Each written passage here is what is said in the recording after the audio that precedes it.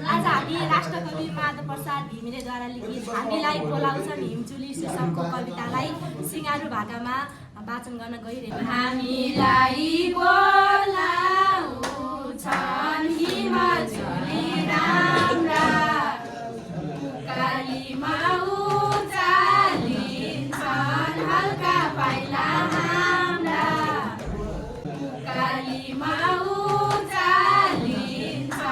हल्का पाइला हाम्रा देवालीको चिसो पानी अन्जुलीले खाउला देउरालीको बिसाउनीमा सुसेलीले गाउला देउरालीको बिसाउनीमा सुसेलीले गाउला वनभित्र ढुङ्गा माथि गाउलिनको थालिनी गाईलाई बोलाउलिन् लाला ओदिनी गाईलाई बोलाउलिन् लाला ओदिनी उनी सोधिन् हामीलाई कहाँ जाने दाई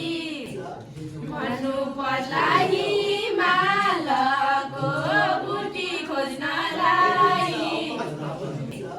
भन्नु पर्ला हिमालको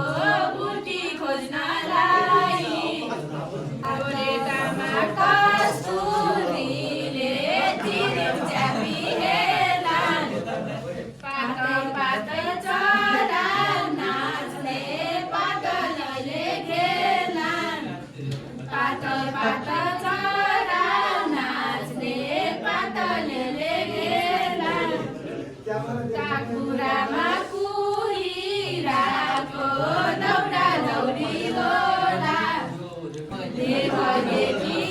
इन्द्रेणीले बन बेसी छोला